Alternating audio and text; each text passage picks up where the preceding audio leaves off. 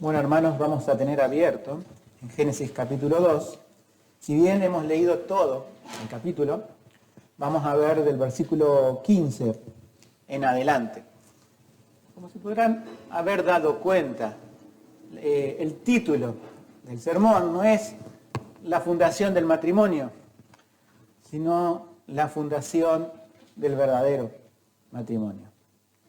Y subrayo verdadero, porque claro, hoy hay otros conceptos de matrimonio. Pero el que nos define la Escritura, el que nos define la Biblia, el que ha hecho Dios, el que ha tenido la aprobación de Dios, el que ha tenido el diseño de Dios, es el matrimonio verdadero. Entonces predicamos estos Génesis 2 en medio de un mundo donde ha desvirtuado el matrimonio. Por otro lado, otros menosprecian el matrimonio, otros quieren, por así decirlo, destruir las bases de la familia, y otros le dan otro significado.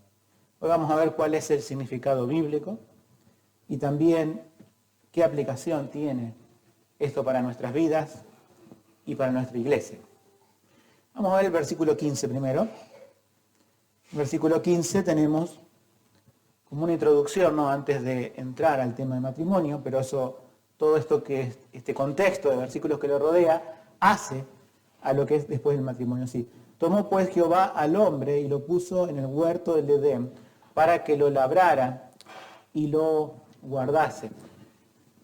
Esa expresión, ¿no es cierto?, de guardar, de labrar, es trabajo. O sea, el plan de Dios es que el hombre estuviera en su creación como un administrador y como un trabajador para hacer crecer lo que ya estaba creado. Es decir, Dios creó todas las cosas y vio que era bueno.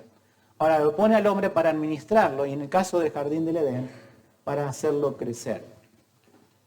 Algunos tienen una mala interpretación de lo que es el trabajo, porque se quedan con lo que vamos a ver después, que espinas y cardos te producirá. Y muchos cristianos, lamentablemente, piensan en sus trabajos o el trabajo como una maldición. Y no. Esto se llama en teología el mandato cultural de Dios. El mandato cultural de Dios de darle un trabajo al hombre es principio de la creación, ¿sí? El trabajo no es un castigo del pecado. El castigo del pecado es que el trabajo cuesta y que ese jardín del Edén, que todo lo que hacía florecía, después, como vamos a ver, espinas y cardos te producirá, ¿sí? No todos nos vamos a dedicar a la agricultura, como Adán, pero lo que cuesta el trabajo es esas espinas y cardos, ¿no? Pero es importante rescatar este versículo 15, que el mandato de Dios para la vida del creyente es el trabajo. Las mujeres de una forma, pero especialmente se refiere al hombre como administrador de la creación, también del hogar, ¿sí?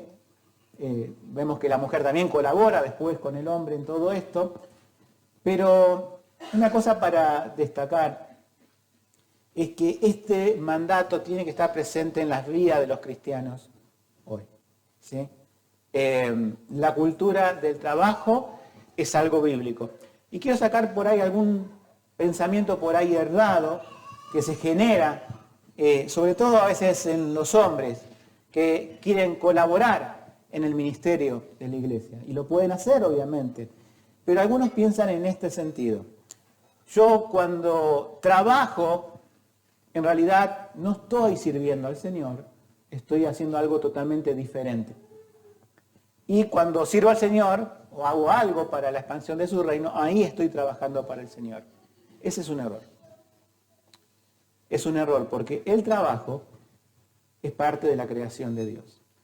La Biblia también dice en el Nuevo Testamento, sea que comamos, bebamos o hagamos otra cosa, lo hacemos para la gloria de Dios. Entonces cualquiera que trabaja en lo que sea aquí presente, ese trabajo lo tiene que hacer para la gloria de Dios. El Nuevo Testamento también le da a los siervos que estaban con sus amos, había una relación no tanto de esclavitud en algunos casos, sino de siervos, diciendo, todo lo que hagan, háganlo como para el Señor, no a los ojos de los hombres, porque del Señor recibiremos la recompensa. Pero ¿cómo? Si estoy haciendo un trabajo material, ¿por qué voy a recibir una recompensa espiritual? Porque es parte del plan creacional de Dios o el mandato cultural. Entonces, nuestros trabajos, ¿sí?, tienen que cobrar una óptica bíblica. Porque si no cobran una óptica bíblica, quizás vamos a trabajar como el mundo, o como muchos del mundo, no digo que todos, a desgano, para cumplir y hasta ahí nomás.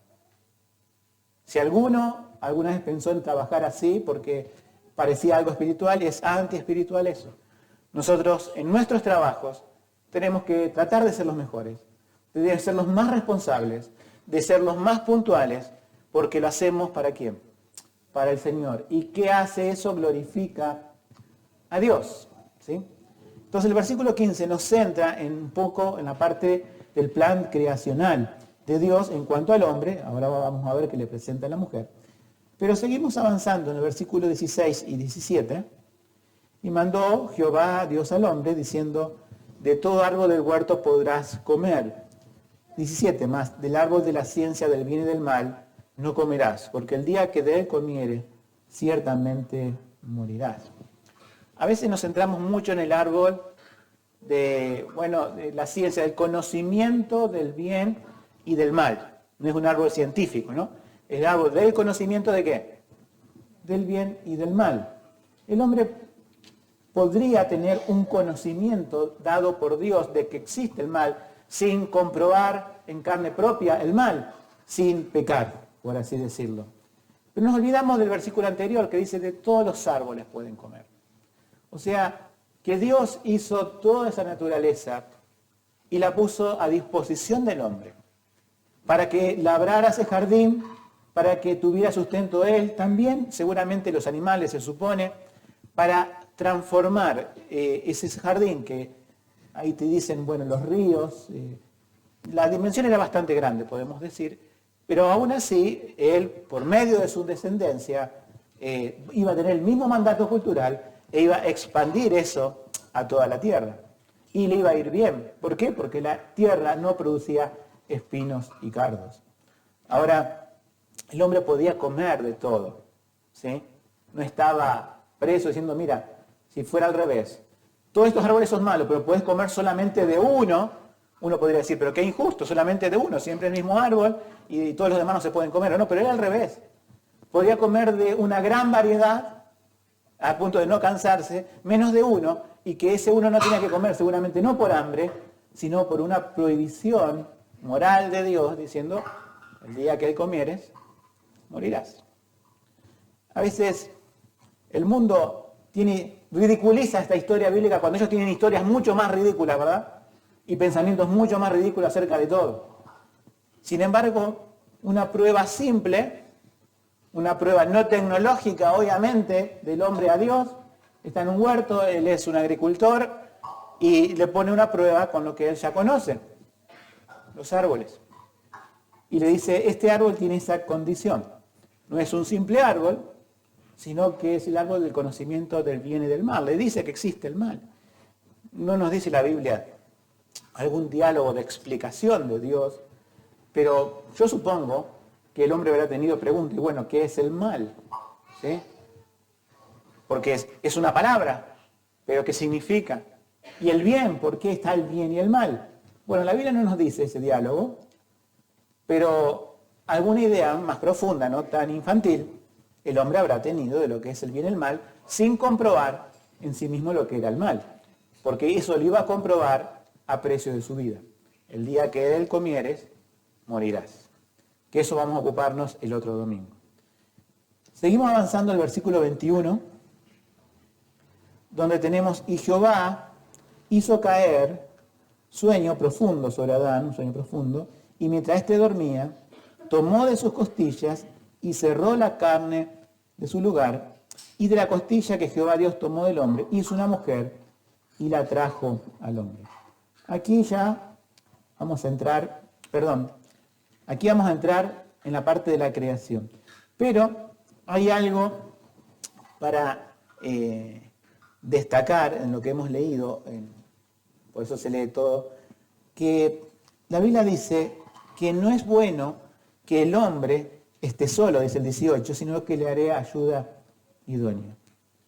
El contexto es este: Dios lo puso a trabajar, Dios le mostró todos los árboles que podía comer, le dijo de cuál no podía comer, Dios le hizo que contemplara toda la creación de los animales, que le pusiera nombre a los animales y que después de considerar a todos los animales, viera que no hay ninguna ayuda idónea para él en ninguno de los animales, ¿sí? Para luego crear a la mujer y presentársela. Todo ese proceso, que acá está en simples líneas, ¿sí? Llevó su tiempo. ¿Cuánto le llevó poner nombre a los animales? Eran muchos los animales. ¿Cómo le habrá puesto nombre? Y bueno, seguramente por la costumbre hebrea de que se le pone nombre de acuerdo a una condición de algún animal. O sea, alguna característica habrá utilizado, y eso es lo que algunos se preguntan, bueno, ¿qué idioma se habló? Después vamos a ver eso un poquito. Pero supuestamente si fue como una especie de hebreo, ellos pueden unir palabras para hacer una nueva palabra con un nombre. Y seguramente es esto lo que habrá hecho Adán. Le puso nombre. ¿Pero por qué esa tarea? Porque después él tenía que ponerle nombre a la mujer. O sea, tenía que interpretar qué es lo que Dios hizo, qué es lo que Dios creó. Le puso nombre a toda la creación, pero ahora Dios va a hacer una creación especial, como lo es él, como lo es el hombre. Entre paréntesis, ¿no es cierto? Hoy justamente estamos repasando la confesión de fe y nos hablaba Leonel acerca de este concepto del veganismo y también de este concepto de los animales de hoy en día, ¿no es cierto? El ser humano en su rebelión contra Dios ha disminuido, podemos decir, el concepto de la dignidad humana y ha elevado a los animales por encima de eso. Por eso el aborto está despenalizado, pero si alguien mata a un cachorrito o algo en la vía pública podría ser preso, y en algunos países iría, de hecho, preso. Es así como muchas personas se preocupan porque se come la carne del ganado, de res, y vos le preguntás, ¿pero qué opinás de la muerte de los niños en el útero? Ah, no, eso está bien, te lo van a decir. Entonces, ¿cómo se llega a ese grado de ser ilógico? Es cuando rechazás a Dios. Dios puso todo bajo los pies del hombre. No para que éste explote la naturaleza, sino para que pueda administrarla. Pero es también así que hoy los seres humanos toman a las mascotas y le dan un significado mucho mayor de lo que es. O sea, no está mal tener mascotas, yo tengo uno, y ya saben cuál es la relación con mi perrito, pero es un perro. Es una creación de Dios. Uno por ahí se maravilla de las cosas que Dios crea y cómo responde su creación ante los estímulos que uno le puede hacer, la obediencia, el cariño, esas cosas que a pesar de que no tienen un espíritu como nosotros, sí tienen vida, uno se asombra de cómo Dios crea eso. Pero la gente, al rechazar a Dios, muchos han preferido quedarse con su perro o con su gato para no tener un matrimonio, para no casarse. No, a mí déjame, y hay personas que, bueno, no voy a dar nombres, ahora políticos que lo entrevistaban, ¿y tu vida en qué consiste? Consiste y daban nombres, yo pensaba que eran personas, yo pensaba que era su esposa, pensaba que era su hijo, no, pero eran sus mascotas.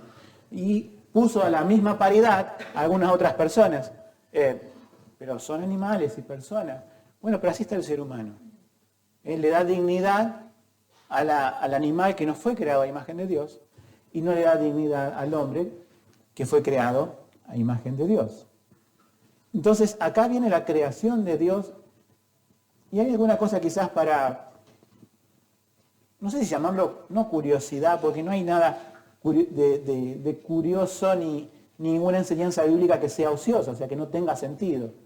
Pero está un poco aquí y se las quiero dar así al pasar. Quizás podamos profundizar en algún estudio bíblico esto, que es el origen del alma del hombre. Dios creó al hombre del polvo de la tierra, ya lo vimos el domingo pasado, sopló su espíritu. Ahora, Dios toma de la hace caer en sueño, ¿no es cierto?, al hombre, toma de su hueso, de su costilla, y forma una mujer. Pero la Biblia no nos dice en este caso que Dios haya soplado nuevamente. Alguno dirá, bueno, porque no lo dice no quiere decir que no sea así. También cuando se tienen los hijos, no nos dice la Biblia que Dios sopla de nuevo. Entonces se supone que bajo su dominio, es el dominio de Dios, en la ley de la reproducción natural, ha concedido al hombre, ¿no es cierto?, que cuando engendra, transmite el espíritu a lo que es engendrado. La mayoría de la posición de los teólogos reformados es esta, se llama, si alguno lo quiere anotar y después buscar en internet e indagar, es traducianismo. Que Dios asigne un alma en el momento de nacer, de engendrarse, no de nacer, a cada ser humano, se llama creacionismo. Una palabra simple. La otra no es tan simple, traducianismo. Pero les aclaro esto porque pienso que lo más normal es pensar que bajo esa regla de nacimiento que ha dado Dios, cuando se engendra, nosotros engendramos a nuestros hijos, y algunas veces pensamos, ¿por qué salen así?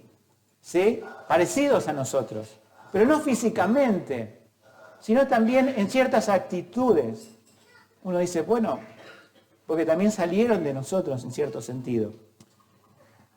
¿Por qué diría que no me inclino por la idea de que salió solamente la parte material de nosotros, la genética, y Dios pone un alma nueva? Porque si Dios pone un alma nueva, o sea, sopla un espíritu nuevo en cada ser humano que nace, cada ser humano nace santo, porque Dios no va a crear algo con pecado. El pecado entró.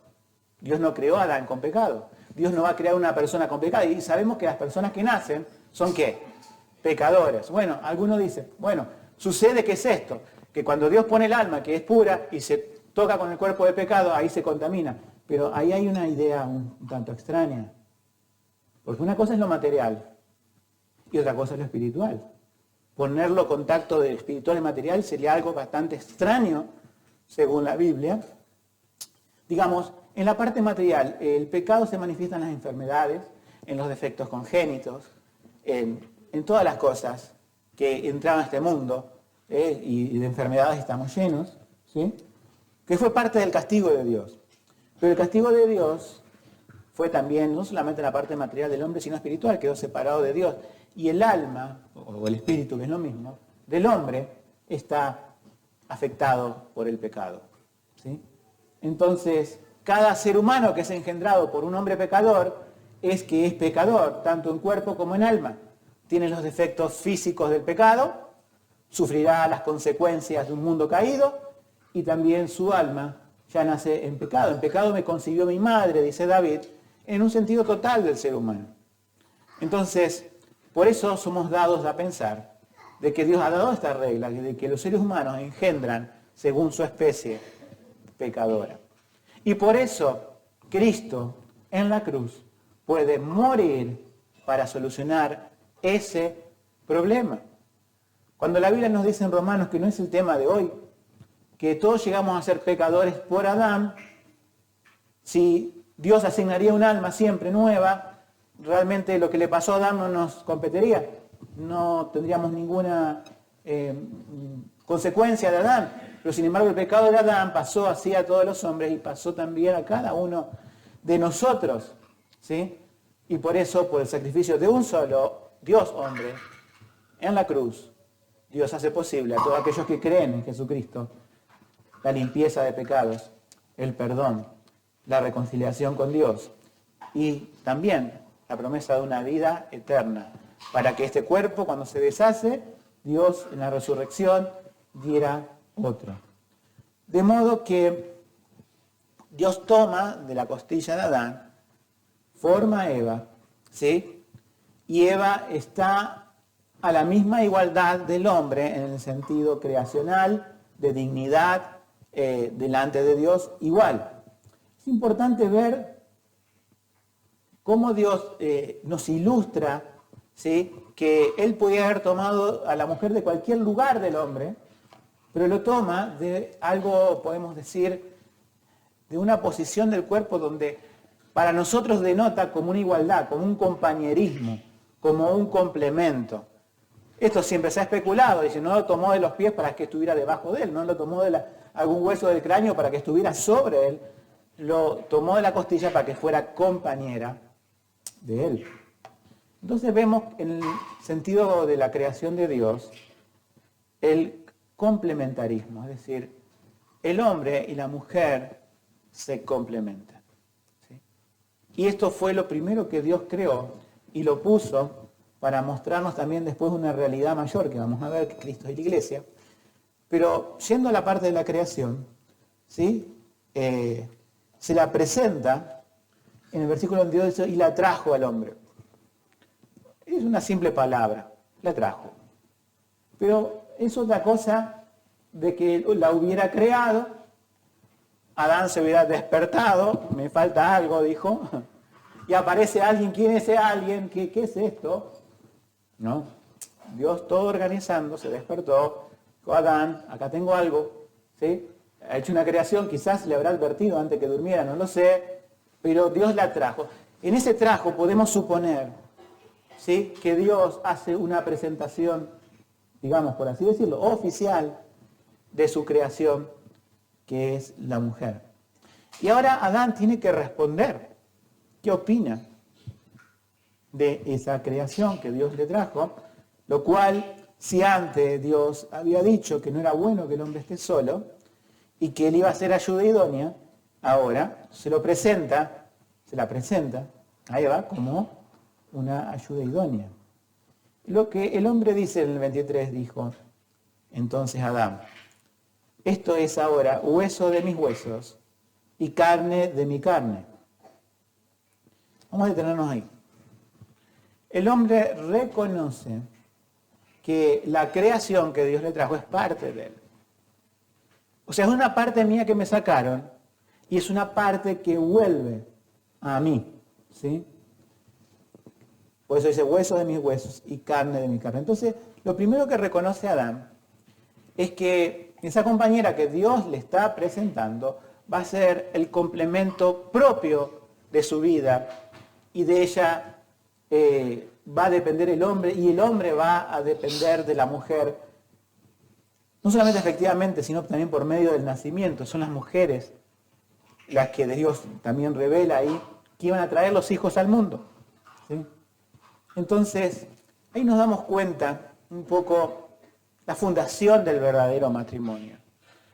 Fíjense que el ser humano caído en pecado y además instigado por Satanás, quiere cambiar la óptica de esto que vemos acá. Quiere hacer competir al hombre y la mujer. ¿Alguno de aquí compite con su marido? ¿Alguna de aquí? ¿Algún marido compite con su esposa? Ese no es el pensamiento cristiano. No es lo que nos muestra la Biblia. No están hechos para competir. No están hechos para diferenciar, saber quién puede más que, o quién gana más, o cualquier otra cosa. Están hechos para complementarse. Están para decir, vos sos parte mía, y la otra contrapartida dice, vos sos parte mía, y están hechos para eso. El mundo de hoy quiere poner en tensión al hombre y la mujer, diciendo, ustedes son una especie diferente, nosotros somos otra, y ustedes no han tenido por el patriarcado gobernado por siglos, y ahora está la gran solución. El tema es que algo de lo que dice sí tienen razón. El hombre ha ejercido una autoridad no bíblica sobre la mujer, ha ejercido una tiranía en muchos casos sobre la mujer, pero eso es propio del pecado del hombre. Ese no es el plan de Dios. Dios le trae a Adán a Eva y a Adán reacciona bien porque dice, esto es parte mío. Y Dios le demuestra que lo sacó de una parte de él para que esté compartiendo la vida con él y no compitiendo con él. Entonces, lamentablemente nos vamos a encontrar que hay machismo, sí, siempre lo hubo, pero ahora hay feminismo, que se va al otro polo opuesto y eso es lo que distorsiona. El ser humano no sabe solucionar los problemas de su vida, porque lo quiere solucionar con su mente caída en pecado. No quiere recurrir a la Biblia, a la palabra de Dios, donde Dios restaura todas las cosas por medio de la salvación en Jesucristo y de un entendimiento renovado que pone en la persona para ir restituyendo la imagen de Cristo en nosotros. Hoy vimos que el ser humano en su imagen y semejanza fue distorsionado. Dios viene a hacer una nueva creación en nosotros para parecernos a su Hijo Jesucristo. Y en cuanto a los matrimonios, Dios viene también, si bien viene por nuestras almas, pero cuando renueva nuestra mente, tanto hombre y mujer en un matrimonio entienden, o tienen que entender, son creyentes, el Espíritu Santo les va a hacer entender cuál es el plan original, cuál es el diseño, cuál es el modelo, y nosotros tener la obediencia bíblica para sujetarnos a Dios y decir, Señor, esto es bueno, este es tu modelo. Todavía soy pecador, pero en tu palabra veo cuál es lo correcto y lo obedezco. Lo creo porque lo ha dado el Señor y lo obedezco. Entonces, el plan creador de Dios para el matrimonio es poner a los dos en una igualdad delante de la indignidad, pero hay también un principio de sujeción creacional, y vamos a ver solamente ese. Hay un principio de sujeción por causa del pecado, pero hay un principio de Dios creacional, y que nosotros lo vemos, ¿no es cierto?, del versículo 21 al 23, pero les recuerdo este versículo del Nuevo Testamento. 1 Corintios 11:9. Porque tampoco el varón fue creado por causa de la mujer, sino la mujer por causa del varón. Esto lo dice Pablo como un principio de autoridad. Porque Dios ha dado creacionalmente, ¿sí?, que el hombre, ¿sí?, es cabeza en su hogar. Bueno, porque Dios creó primero al hombre y le trajo luego a la mujer, sacándola del hombre, presentándosele para que sea, obviamente, ambos sean una sola carne, pero hay un principio de autoridad creacional. Y eso lo tenemos que ver. ¿Por qué mujeres deben sujetarse a sus maridos? ¿Y por qué los maridos deben amar a sus mujeres? Obviamente, ¿no? Eso lo vamos a ver un poquito después. Pero el principio creacional es este. Todas aquellas mujeres cristianas, ¿sí?, que se levantan en contra de la autoridad de su marido, están desconociendo el principio creacional de Dios. O sea, están afrentando a Dios como creador, que esto nos muestra en Génesis 2. Algunos piensan que la sujeción del hombre a la mujer es una cuestión cultural, es una cuestión de los judíos, es una cuestión del Nuevo Testamento. No hay nada cultural aquí. Hay algo creacional, que no es cultural. La cultura la desarrollan los hombres. Y hay ideas de las culturas como hoy, erradas, ¿sí?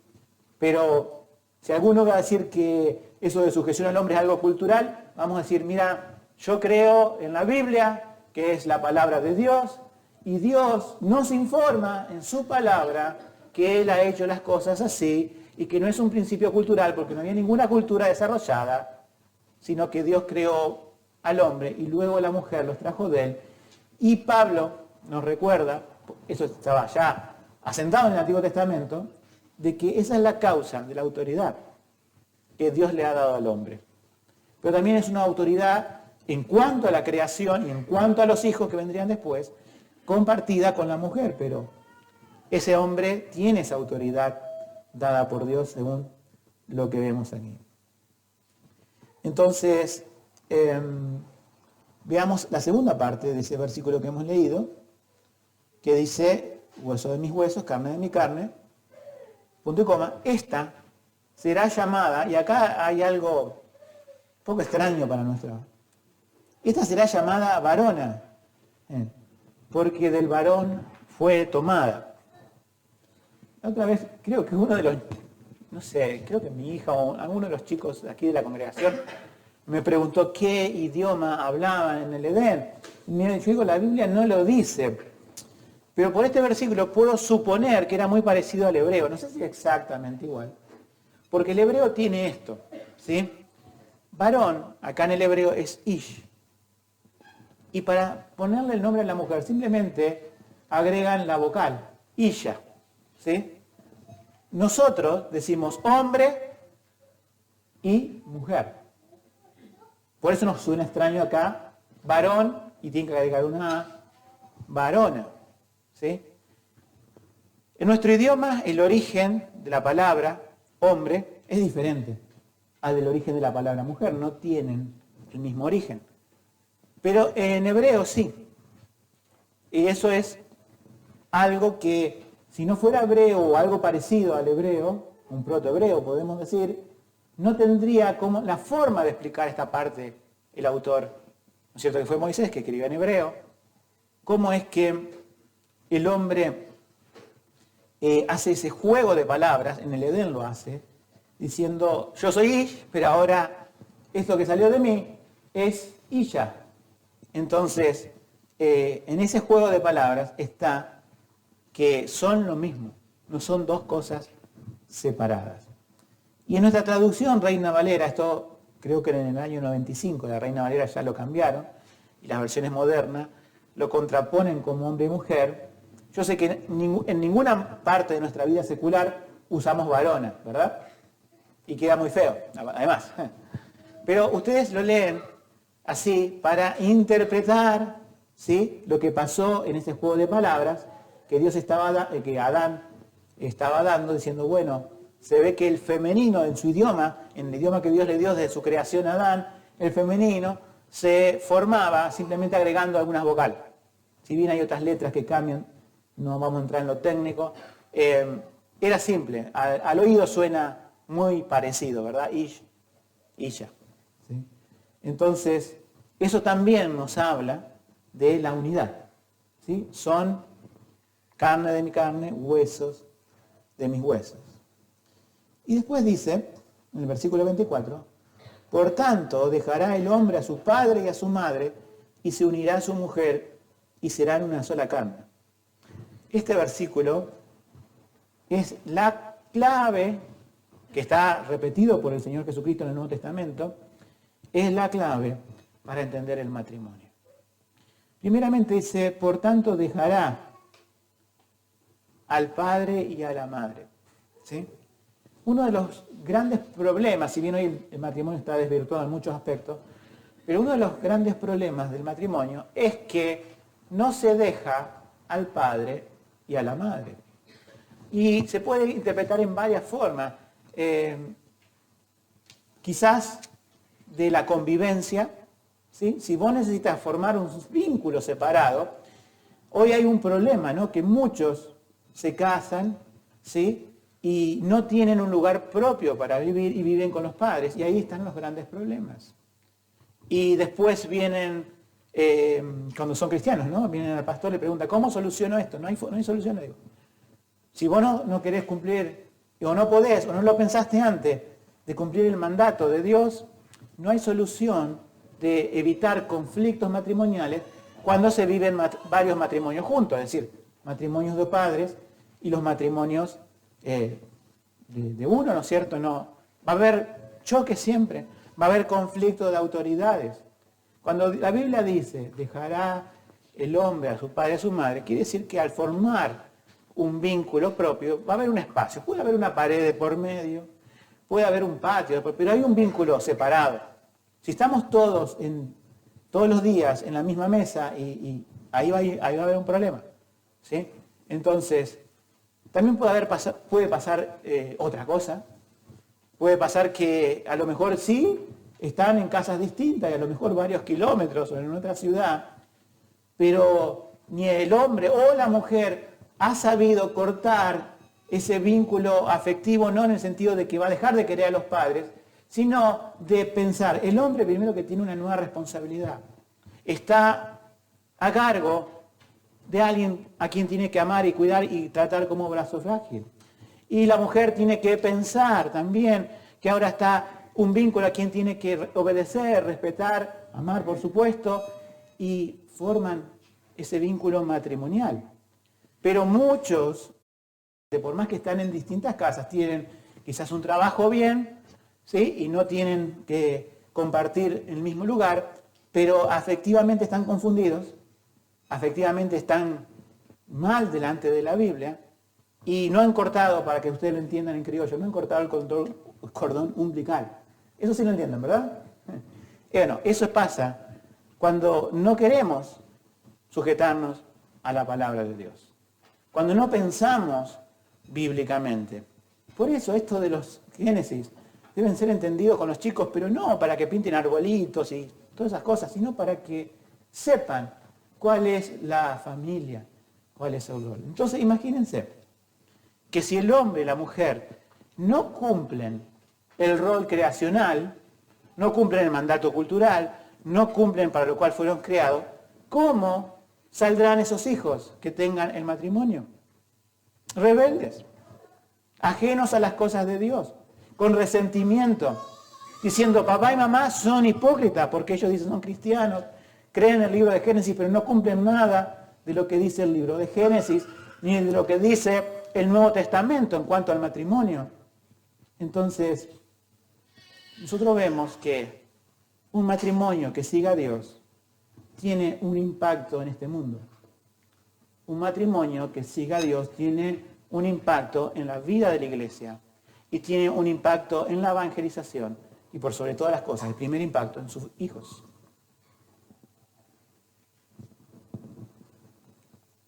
Por tanto, dejará el hombre a su padre y a su madre y se unirá a su mujer. Lo vemos aquí, ese comienzo del nuevo vínculo y serán una sola carne. Es una sola carne, involucra muchas cosas, también involucra la parte sexual, ¿sí? Y uno también tiene que tener una visión bíblica de lo que es el sexo. Hay tres cosas, estaba escuchando un pastor hace poco, pero esto es algo que se estudia siempre en base a este pasaje de la Escritura. ¿Cuáles son los tres aspectos de la sexualidad del ser humano en el matrimonio? Primero es compañerismo. Primer punto es, no es bueno que estén solos. Ahora, hay un vínculo, se unirá, será una sola carne, hay un compañerismo. El segundo punto es las relaciones sexuales para unir ese vínculo. Es para disfrutar ese vínculo. Erróneamente, una parte de la iglesia, quizás aún después de la Reforma, ha entendido mal la sexualidad en el sentido que simplemente la función le asignó la tercera función, que no la dije, pero que es la de tener hijos, ¿sí? Entonces, una parte del cristianismo interpretó mal esto, diciendo solamente Dios ha dado el sexo para, bueno, un compañerismo, para evitar, y eso está escrito en algunos de los puritanos, para evitar el adulterio y demás. Sí, se entiende que es para eso, pero no asignan nada a la relación sexual fuera de tener hijos, y ese es un error.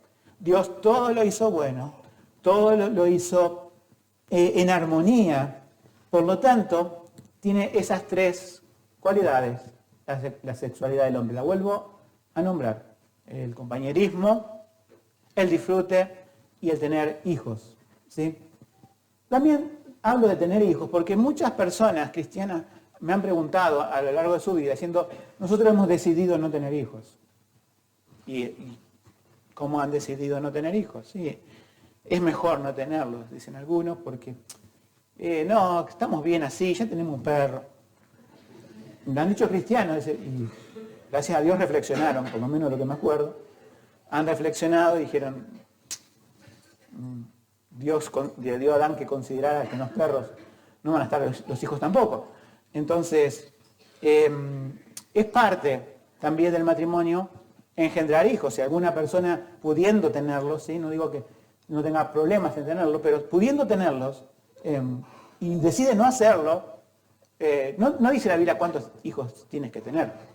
También tienes que ver, de acuerdo a tu presupuesto, cuántos puedes tener, ¿sí? No vamos a entrar ahora en un tema así, pero la cuestión es que es el plan creacional de Dios, ¿entienden? Es lo que Dios da, dijo fructificar, llenar la tierra, etc.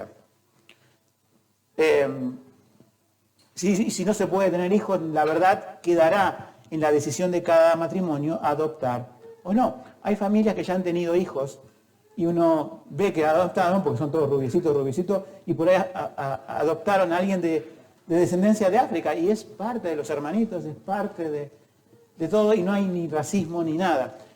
Y el cristianismo creo que se identificó por esto en las primeras etapas de la iglesia primitiva.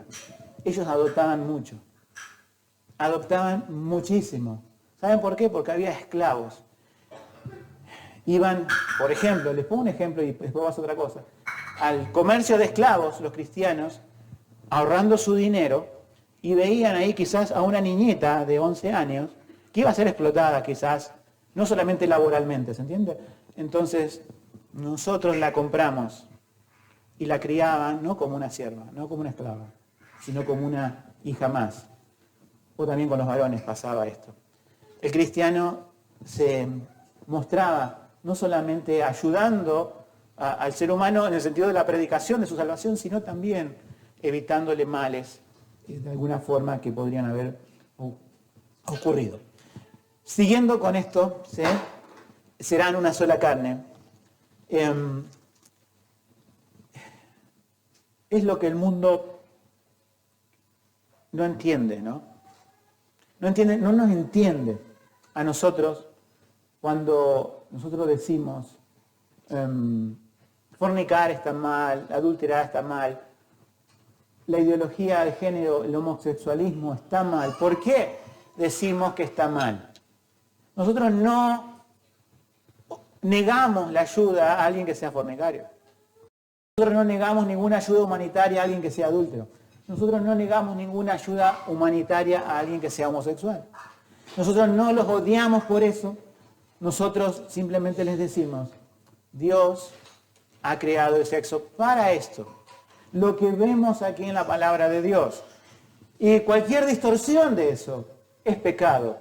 Y cualquier pecador no reconciliado con Dios a través de Jesucristo irá al infierno. Los cristianos no somos homofóbicos. Los cristianos sí odiamos el pecado porque Dios lo odia, pero lo que hacemos es demostrar con la Escritura por qué eso está mal. Nosotros no podemos llamar como cristianos, y le decimos al mundo, no podemos llamar matrimonio a dos mamás. No podemos llamar matrimonio a dos papás. Será, en todo caso, la madre biológica con su tendencia sexual homosexual que hace llegar a otra mujer y la quiere imponer en el hogar como una segunda madre. Pero en la Biblia eso está descartado. Dios no ha dado como bueno eso. Dios formó al hombre y la mujer. Lo mismo pasaría con dos papás. Entre comillas, no es eso un matrimonio. Y si vamos, podemos decir, al extremo de la locura del mundo, sabemos que en algunos países las personas se casan con objetos y con animales también, ¿sí? Y en países europeos, no estoy hablando de... Obviamente, en esos países los más avanzados es donde el pecado está cada vez más avanzando y las cosas que para años atrás uno diría, aún para alguien que no conoce a Cristo, aún para alguien que no sabe nada de la Biblia, eso es una locura. Y ahora parece que es una locura decir, Dios creó al hombre, Dios creó a la mujer, Dios creó a la familia y lo hizo todo en armonía. Para que no estuvieran compitiendo, para que no estuvieran peleándose, para que no estuvieran en desarmonía, sino todo lo contrario. Entonces, yo sé, hermanos, que cada cual aquí ha conocido al Señor en una situación. Algunos tienen la dicha de conocerlo de muy chico y formaron un matrimonio en el Señor. Otros todavía tienen algo de dicha en el sentido de que los dos son creyentes. Y otros habrán venido al Evangelio heridos por el pecado, destruida cierta parte de su vida por el pecado, ya sea por una madre soltera, ya sea por un divorcio, hombre o mujer, y ya sea porque tu esposo o tu esposa no es creyente, y sabemos lo difícil que es eso. Pero como cristiano, como cristiana, te quiero decir que Dios te ha dado un nuevo corazón en Él, una nueva mente para entender las cosas. Y obviamente no se puede volver al pasado y cambiar el pasado, pero sí se puede moldear el presente y tener un buen futuro en el sentido de que nos adherimos al Señor, nos adherimos a su palabra y lo explicamos a los demás, porque esto es necesario. Fíjense, un creyente no hace decir, si tuve una mala vida, me he equivocado en esto, he pecado en esto, pero no lo escondo, lo pongo a la luz de la palabra y diciendo, esto es pecado, pero esto es lo bueno. Enseñaré a mis hijos lo que es bueno, enseñaré a otras personas, si son solteras, a lo que es bueno, y diciendo, esta es la sexualidad que pone el mundo. Este es el modelo, entre comillas, de familia que pone el mundo, pero no tiene nada que ver con lo que Dios ha dado en su palabra, lo que es bueno. El ser humano siempre va a tratar de solucionar las cosas empeorándolas. ¿Por qué? Porque no recurre a Dios, el Creador, y no recurre a Cristo, el Dios Salvador. Vamos a terminar haciendo una comparación entre lo que es una realidad, que es el matrimonio, a una realidad eterna, que es Cristo y su iglesia. Y tiene esos detalles que da la palabra de Dios, tiene relación de cómo Dios también, en el plan creador, tiene una sombra con el plan salvador hecho en Cristo Jesús al morir en la cruz por su iglesia. El objetivo del matrimonio, antes de pasar a eso, es glorificar a Dios, ¿sí? Y es ser un administrador de Dios aquí en la tierra. Entonces, partiendo del punto de vista que tenemos que glorificar a Dios, el Nuevo Testamento nos muestra en Efesios 5, 24 y 25, pasaje conocido, que están las dos relaciones ahí. Empieza con la mujer diciendo, así que, como la iglesia está sujeta a Cristo, así también las casadas lo estén a sus maridos en todo. Y ahora pasa al hombre. 25. Maridos, amad a vuestras mujeres, así como Cristo amó a la iglesia y se entregó a sí mismo por ella.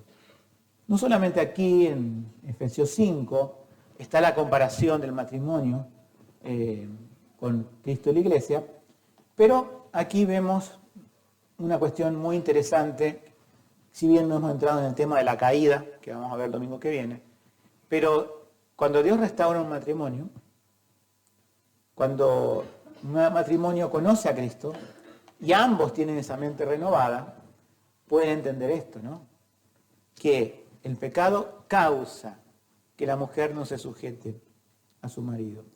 Que el pecado causa que el marido no ame a su mujer como corresponde. Pero todo esto a la revelación de algo muy grande. ¿Qué es? Cristo y la iglesia. Adán durmió, Dios lo hizo caer en sueño y sacó de su costado a Eva.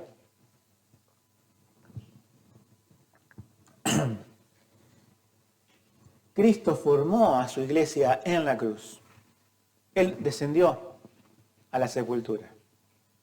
Él entregó su espíritu, su cuerpo fue bajado de la cruz. No hablamos en el sentido de dormir literalmente, pero en la muerte en la cruz, Dios creó a la iglesia a través de Jesucristo. El cuerpo de Cristo resucitado es la primicia